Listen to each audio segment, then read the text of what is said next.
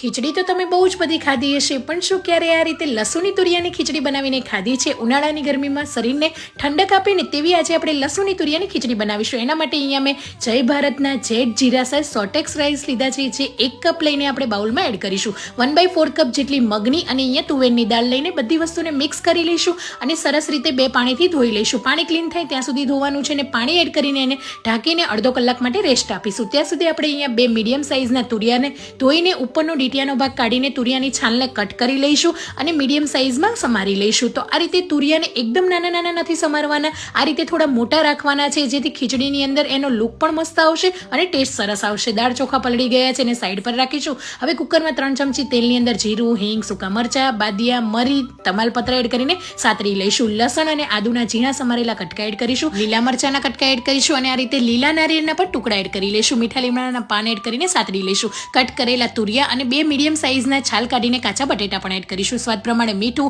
અડધી ચમચી હળદર, અડધી ચમચી લાલ મરચું પાવડર એડ કરીને તુરિયા અને બટેટાને સરસ રીતે સાતરી લઈશું. એ પછી આપણે પલાળેલા દાળ ચોખા એડ કરીને 1 થી 2 મિનિટ સુધી સાતરી લઈશું. 4 કપ ભરીને ગરમ પાણી એડ કરીને કુકરનું ઢાંકણ બંધ કરીને 4 વિસલ કરી લઈશું. 4 વિસલ પછી મસ્ત મજાની તુરિયાની ખીચડી તૈયાર છે. હવે ઘીની અંદર જીરું, લસણ અને લીલા નારિયેળના ટુકડા એડ કરી લઈશું અને સાતરી લઈશું. લાલ મરચું એડ કરીને વઘારને ઉપર સ્પ્રેડ કરી દઈશું. તો મસ્ત મજાની લસુની તુરિયાની ખીચડી તૈયાર છે. અને આ ચોખા 12 માસ ભરવા માટે ડિસ્ક્રિપ્શનમાં ડિટેલ્સ આપેલી છે.